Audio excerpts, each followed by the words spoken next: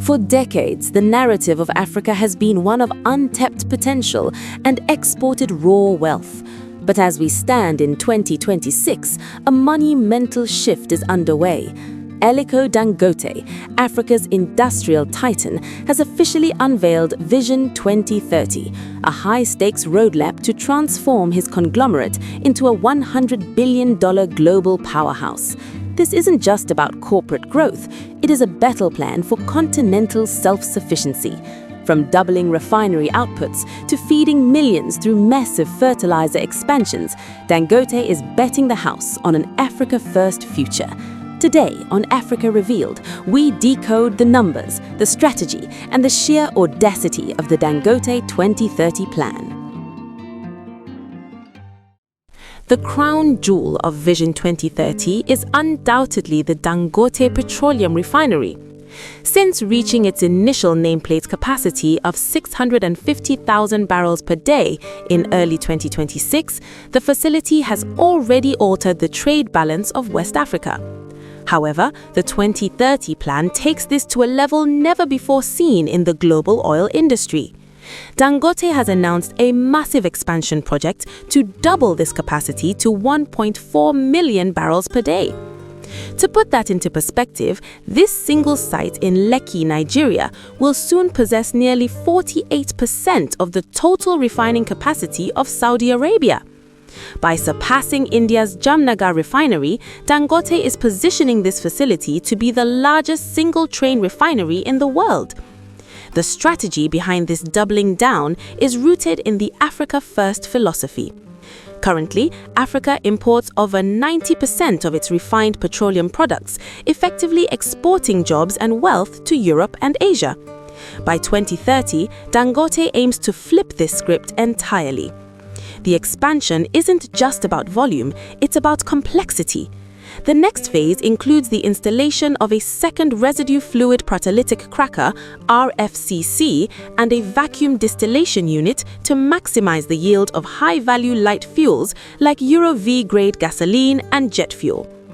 Beyond liquid fuels, the 2030 plan scales polypropylene production from 1 million to 1.5 million metric tons annually. Funding for this multi-billion-dollar expansion is already being secured through strategic partnerships with Middle Eastern investors and syndicated loans from Pan-African institutions like Afreximbank, which recently arranged a $1.35 billion facility for the group.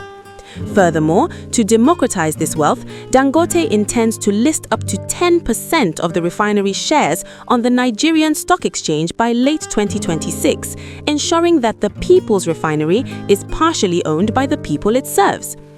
By 2030, the goal is clear: lower domestic fuel prices by up to 50% and turn Africa from a desperate importer into a dominant energy exporter. If energy is the blood of an economy, then agriculture is its heartbeat. Under the 2030 vision, the Dangote Group is executing a pincer movement to secure Africa's food sovereignty through two main avenues: fertilizer and sugar. The flagship of this pillar is the expansion of the Dangote Fertilizer Complex. Already one of the largest urea producers in the world, the 2030 target is to quadruple annual production from 3 million to 12 million metric tons. This scale is designed to make Dangote the undisputed global leader in urea production. The most significant move in this direction was the landmark $2.5 billion agreement signed with the Ethiopian government in August 2025. This project, located in the Somali region of Ethiopia, will utilize local natural gas to produce 3 million tons of fertilizer specifically for the East African market. This cross-border investment strategy reduces the logistics costs that currently make fertilizer unaffordable for smallholder farmers across the Horn of Africa. Parallel to fertilizer is the Sugar Backward Integration Project. Dangote is moving away from simply refining imported raw sugar to becoming a massive-scale grower.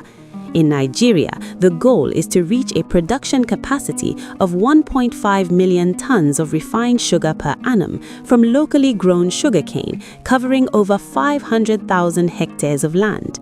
Similar investments are being finalized in Ghana and Ethiopia, creating a sugar belt that aims to eliminate the $2 billion Africa spends annually on sugar imports. By 2030, these agricultural investments are projected to save the continent over $5 billion in foreign exchange every year. The ripple effect is profound. With cheaper fertilizer and local sugar processing, food inflation, a major crisis in many African nations, could finally be stabilized. Dangote's vision here is purely Africa for Africa. By providing the inputs, fertilizer, and the processing, sugar and rice mills, the group is building an end-to-end ecosystem that ensures no African child goes hungry because of global supply chain disruptions. The third and final pillar of the 2030 plan focuses on the literal building blocks of the continent: cement and infrastructure. Dangote Cement is already the titan of the African construction industry, but the 2030 goal is to increase production capacity by 73%, reaching a staggering 90 million metric tons per year. To grasp the magnitude of 90 million tons, this is 50% more than the entire national output of Saudi Arabia.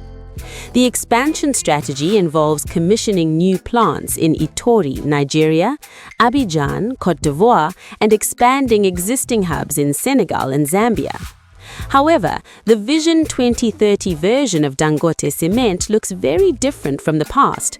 The focus has shifted to green cement and logistical efficiency. As part of the Dangote Way, the group's 7-pillar sustainability framework, the company is transitioning its entire logistics fleet to compressed natural gas, CNG. In early 2026, the company successfully deployed over 4,000 CNG-powered trucks, with a target to have 100% of the fleet running on alternative energy by 2027. This doesn't just reduce the carbon footprint, it drastically lowers operational costs, allowing the company to maintain competitive pricing despite global inflation. Furthermore, Dangote is expanding its infrastructure reach through the export-to-import strategy. By utilizing specialized export terminals in Apapa and Onne, Nigeria, Nigeria is being positioned as the central clinker hub for the entire West and Central African region. This leverages the AfCFTA, African Continental Free Trade Area, to ensure that limestone-poor countries like Togo or Benin don't have to look to Europe for construction materials. Finally, the 2030 plan includes a massive investment in human capital. The recently launched 1 trillion naira education fund is designed to bridge the technical skills gap by 2030, ensuring that the engineers managing these 90 million ton plants are homegrown talents. By combining massive industrial output with green energy and educational support, Dangote is ensuring that the infrastructure of 2030 is built by Africans with African materials and powered by African innovation. At the heart of Vision 2030 is a radical shift in corporate DNA, encapsulated in the Dangote Way. This isn't just a catchy slogan, it is a formalized framework consisting of 7 sustainability pillars: cultural, economic, operational, social, environmental, financial, and institutional. For the Dangote Group, Africa First means moving beyond the extraction of wealth to the creation of circular, sustainable ecosystems that can outlast any single individual. A critical component of this philosophy is the massive investment in human capital. In December 2025, the Aliko Dangote Foundation launched a historic 1 trillion naira, $600 million education fund. This initiative is specifically designed to bridge the technical skills gap that has long hindered African industrialization. By 2030, the fund aims to support over 1.3 million students with a focus on STEM, TVET, technical and vocational education and training, and girls' education. Dangote's logic is simple. You cannot run a $100 billion industrial empire without a homegrown army of engineers, data scientists, and technicians.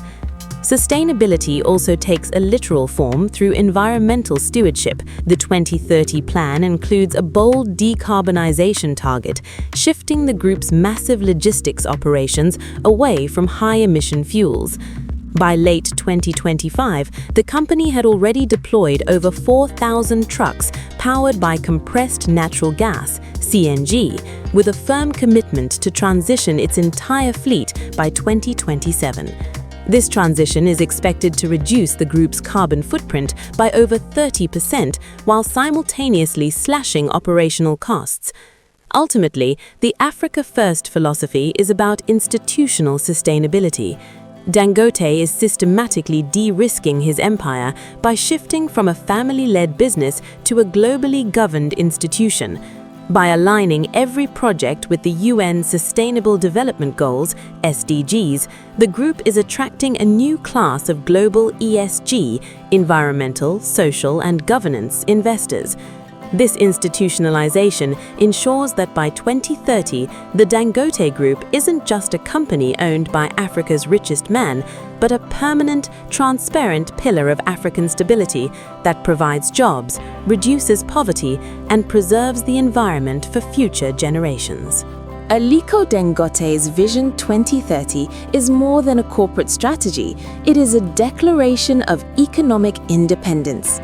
If successful, this $100 billion empire will provide the fuel, food, and foundation for a new Africa.